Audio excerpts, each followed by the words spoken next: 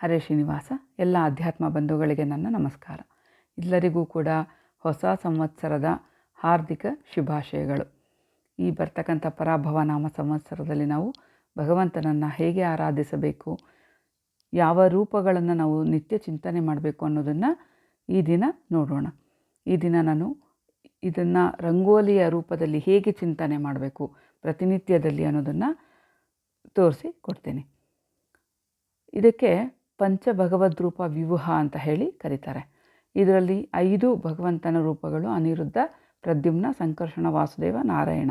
ಅದರಲ್ಲಿ 24 ತತ್ವಗಳು, 24 ಕೇಶವನಾಮಗಳಿಂದ ಭಗವಂತ ಹೇಗೆ ನಮ್ಮ ದೇಹದಲ್ಲಿ ನಿಯಮನ ಮಾಡ್ತಾನೆ ಅನ್ನೋದನ್ನು ತಿಳ್ಕೊಳ್ಳೋಣ.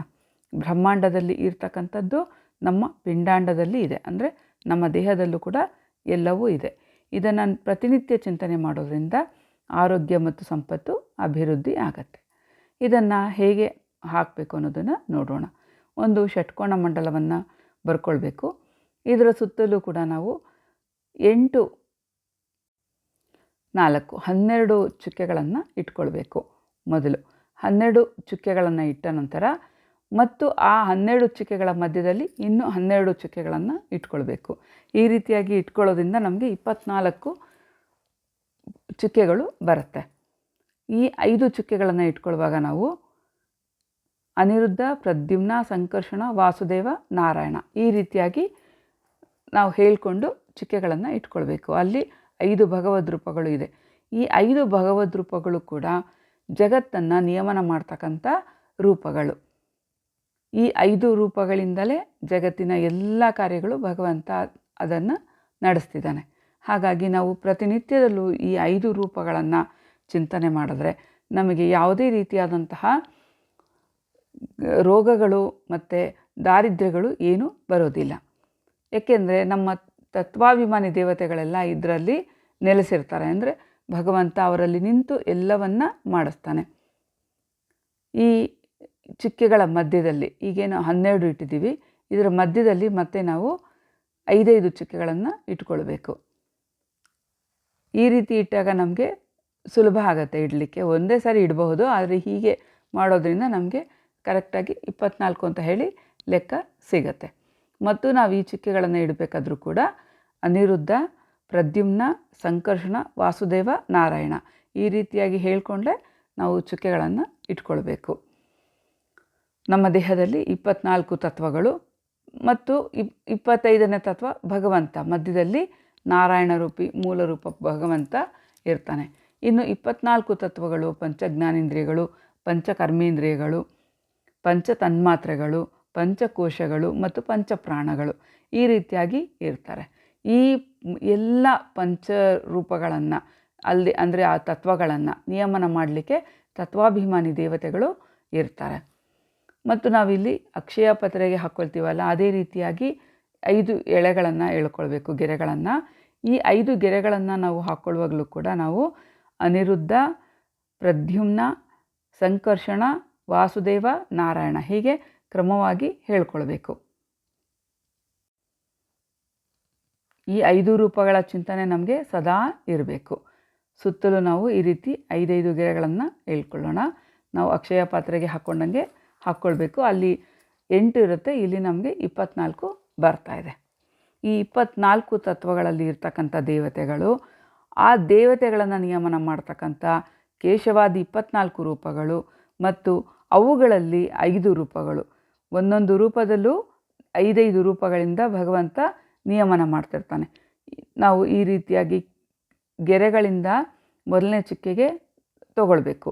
ಹೀಗೆ ಚುಕ್ಕೆಗಳನ್ನು ಹಾಕ್ಕೊಳ್ಳುವಾಗಲೂ ಕೂಡ ನಾವು ಅನಿರುದ್ಧ, ಪ್ರದ್ಯುಮ್ನ, ಸಂಕರ್ಷಣ, ವಾಸುದೇವ, ನಾರಾಯಣ ಈ ರೀತಿಯಾಗಿ 5 ಗೆರೆಗಳನ್ನು ಹೇಳ್ಕೊಳ್ಬೇಕು. ಅದು ರಂಗೋಲಿ ಹೇಗೆ ಬಂದರೂ ಪರವಾಗಿಲ್ಲ, ಕಾಣಿಸಿಲ್ಲ ನಮಗೆ ಗೆರೆಗಳು ಅಂದರೂ ನಮಗೆ ಸಮಸ್ಯೆ ಇಲ್ಲ. ಆದರೆ ಅನುಸಂಧಾನ ಮಾತ್ರ 5 ಗೆರೆಗಳನ್ನು ಹೇಳ್ಕೊಳ್ಳುವಾಗ 5 ರೂಪಗಳ ಚಿಂತನೆಯನ್ನು ಮಾಡಬೇಕು. ಹೀಗೆ ಮೇಲಿಂದ ಕೆಳಗಡೆಗೆ ಈ 5 ಗೆರೆಗಳನ್ನು ಮತ್ತೆ ಗೆರೆಗೆ ಸೇರಿಸಬೇಕು. ಇಲ್ಲಿ ಕೂಡ ನಮಗೆ ಅನಿರುದ್ಧ, ಪ್ರದ್ಯುಮ್ನ, ಸಂಕರ್ಷಣ, ವಾಸುದೇವ, ನಾರಾಯಣ ಈ ರೀತಿ ಕ್ರಮವಾಗಿ ನಾವು ಅದನ್ನು ಚಿಂತನೆ ಮಾಡಬೇಕು.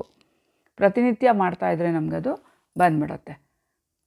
ಈ ರೀತಿ ಚಿಂತನೆಯಿಂದ ನಮ್ಮ ದೇಹದಲ್ಲಿ ಕಣ್ಣಿಂದ ತೊಂದರೆ ಆಗೋದು, ಮೂಗಿನಿಂದ ತೊಂದರೆ ಆಗೋದು, ಯಾವುದೇ ಭಾಗ ಒಟ್ಟು 24 ಇದೆ. 24 ಭಾಗಗಳಲ್ಲಿ ಎಲ್ಲಿ ತೊಂದರೆ ಆದರೂ ಕೂಡ ಭಗವಂತ ಅದನ್ನು ನಮ್ಮನ್ನು ರಕ್ಷಣೆ ಮಾಡ್ತಾನೆ. ಸಂವತ್ಸರದ ಮೊದಲನೇ ದಿನ ಪರಾಭವ ನಾಮ ಸಂವತ್ಸರ. ಪರಾಭವ ನಾಮಕ ಪರಮಾತ್ಮ ಎಲ್ಲರ ಕಷ್ಟಗಳನ್ನು, ಎಲ್ಲರ ಅನಾರೋಗ್ಯಗಳನ್ನು ಓಡಿಸಿ ಜಯವನ್ನು ತಂದುಕೊಡ್ತಾನೆ. ನಾವು ಆ ದಿನ ಯುಗಾದಿ ಹಬ್ಬದ ದಿವಸ ಈ ರಂಗೋಲಿಯನ್ನು ಹಾಕಿ ಭಗವಂತನಲ್ಲಿ ಪ್ರಾರ್ಥನೆಯನ್ನು ಮಾಡಬೇಕು. ಈ ಸಂವತ್ಸರದಲ್ಲಿ ನಮಗೆ ಮತ್ತು ನಮ್ಮ ಕುಟುಂಬದವರಿಗೆ ಮತ್ತು ಎಲ್ಲರಿಗೂ ಕೂಡ ಯಾವುದೇ ರೀತಿಯ ಅನಾರೋಗ್ಯಗಳನ್ನು ಕೊಡಬೇಡ ಮತ್ತು ಯಾವುದೇ ದುಃಖ ದಾರಿದ್ರ್ಯಗಳನ್ನು ಕೊಡಬೇಡ ಅಂತ ಹೇಳಿ ಪ್ರಾರ್ಥನೆ ಮಾಡಿಕೊಂಡು ಈ ಚಿಂತನೆಯನ್ನು ಮಾಡ್ತಾ ನಾವು ರಂಗೋಲಿಯನ್ನು ಹಾಕಬೇಕು. ಅನಿರುದ್ಧ, ಪ್ರದ್ಯುಮ್ನ, ಸಂಕರ್ಷಣ, ವಾಸುದೇವ, ನಾರಾಯಣ. ಇದು ನಾವು ಎಷ್ಟು ಸ್ಮರಣೆ ಮಾಡ್ತೀವಿ ಅಷ್ಟು ಒಳಗಡೆ ನಮಗೆ ಈ ರೂಪಗಳು ಜಾಗೃತಿ ಆಗತ್ತೆ ಮತ್ತು ಎಲ್ಲ ರೀತಿಯ ತತ್ವಗಳು ಜಾಗೃತಿ ಆಗತ್ತೆ. ಮನಸ್ಸು, ಬುದ್ಧಿ, ಉಪಸ್ಥಿ, ಕೈ, ಕಾಲು, ಕಣ್ಣು, ಕಿವಿ, ಮೂಗು, ನಾಲಿಗೆ, ಏನೇನಿದೆ, ಶಬ್ದ, ಸ್ಪರ್ಶ, ಗಂಧ, ರೂಪ, ಹೀಗೆ ಎಲ್ಲ ಅವಯವಗಳು ಕೂಡ ಜಾಗೃತಿ ಆಗತ್ತೆ. ಅದನ್ನು ನಿಯಮನ ಮಾಡ್ತಕ್ಕಂಥದ್ದೇ ಈ 5 ರೂಪಗಳು. ಎಲ್ಲ ಜಗತ್ತಿನಲ್ಲಿ ನಡೆಯತಕ್ಕಂಥ ಎಲ್ಲ ರೀತಿಯ ವ್ಯಾಪಾರಗಳಿಗೆ ಕಾರಣ ಈ ಮೂಲ ರೂಪಗಳು 5. ಇದರಲ್ಲಿ ನಾರಾಯಣ ಮಧ್ಯದಲ್ಲಿ ಬರ್ತಾನೆ 25ನೇ ತತ್ವವಾಗಿ. ಆ ಮಧ್ಯದಲ್ಲಿ ನಾವು ನಾರಾಯಣನನ್ನು ಸ್ಥಾಪನೆ ಮಾಡಬೇಕು. ಅಂದರೆ ನಮ್ಮ ಮಾನಸಿಕವಾಗಿ ನಮ್ಮ ಮನಸ್ಸಿನಲ್ಲಿ ಭಗವಂತ ಹೃದಯದಲ್ಲಿ ನಾರಾಯಣ ಬಿಂಬಮೂರ್ತಿ ಇಲ್ಲಿ ನೆಲೆಸಿದ್ದಾನೆ, ಇದು ನಮ್ಮ ಹೃದಯ, ನಮ್ಮ ಕೋಶ ಅಂತ ಹೇಳಿ ಚಿಂತನೆಯನ್ನು ಮಾಡಬೇಕು.